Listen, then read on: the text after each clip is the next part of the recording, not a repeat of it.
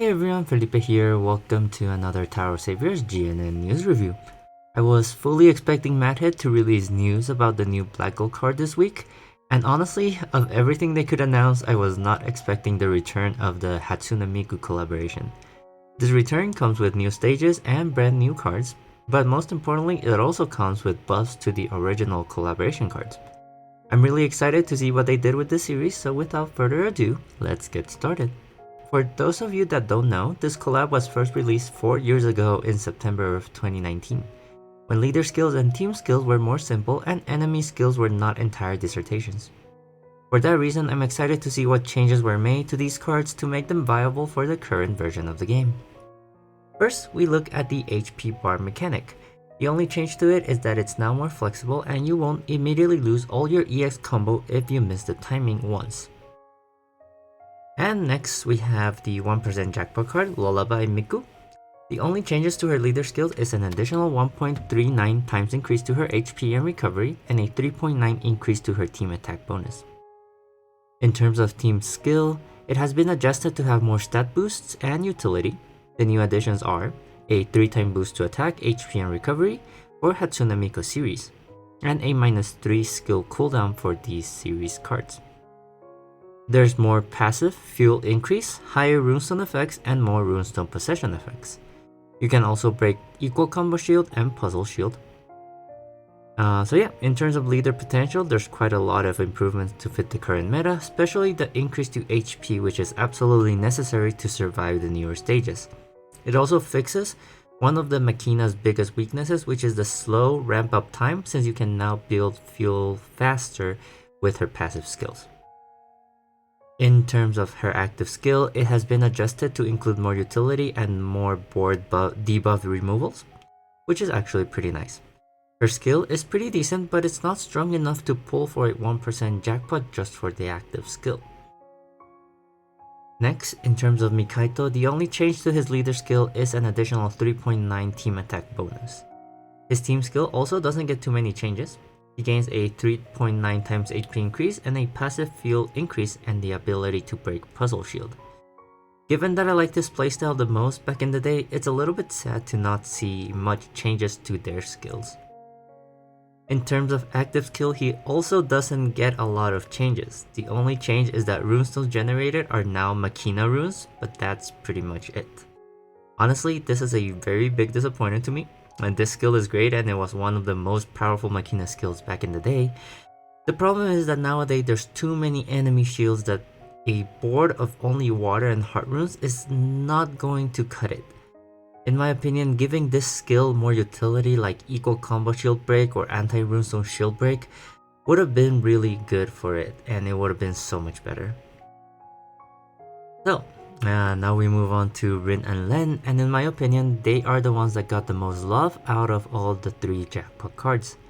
Their leader skill increases for a ×9 total to a ×60 attack multiplier with an additional attack launched by every single member. This is a very substantial damage increase from its original version. In terms of team skill, they also got a lot of love. Their old team skill was only to generate attributive runes at the end of the round, but now they have extra movement time, passive fuel increase, combo and EX combo increase, fixed and initial shield break, and an additional 8 times attack multiplier. Honestly, out of all 3 jackpot cards, this is by far the biggest buff in my opinion. Their active skill wasn't buffed too much though. The changes are only 3 extra seconds of movement time, 2 extra combos if you fulfill the field condition, but the most important thing is that now they can break duo, trio, quartet, and quintet elemental shield instead of just quintet elemental shield with their skill.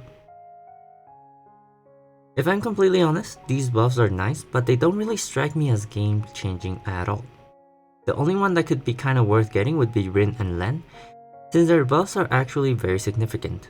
However, remember that started from October 9th, we'll be having a brand new Diamond Seal with newer characters, and in my opinion, I would strongly suggest pulling for new characters instead of the buff ones, since they will be designed with newer content in mind and they are typically stronger and have better kits and playstyles. But yeah, so that's all about the skill adjustments for previous characters. So now moving on to the new cards that are being released. We have a new Nightmare stage featuring Farewell Miku, which has a very interesting kit. It has 2 active skills, one being CD3 Board Convert, which is pretty nice, and especially good against Quintet Elemental Shields and Equal Combo Shields. However, her second skill gives you 39 rounds of self-attack increase of 3.9. By itself, this skill is very trash. CD9 for only a 3.9 self-attack increase and also disables your character? Yeah, no, this is a very trash skill. However, what's important is her team skill, which inherently changes your entire Hatsune Miku playstyle. From what I understand of this team skill, this will change the entire HP bar to a cool type of range, which means that will allow you to effortlessly build EX combo and get the most damage output every round. She also has a -9 CD reduction at the beginning of the round, which will allow you to activate her skill from the beginning. Honestly, this is going to be a must get for speedrunners, since you won't need to wait the extra seconds to reach the cool section of your HP bar, and you can just stop spinning whenever you want. This is going to be really good for joint operations because this joint operations are basically 40 round stages, and it will allow you to build up your EX combo and increase your damage really fast without having to worry about the timing of the HP bar mechanic. Last but not least, there's a challenge stage featuring Lawyer Miku. Her skill is pretty good since it's CD4 and it gives you 40% fuel to the team. Additionally, she gives damage reduction and she launches extra attacks that allow her to break 5 attribute shields, which is something that Miku teams would struggle with normally.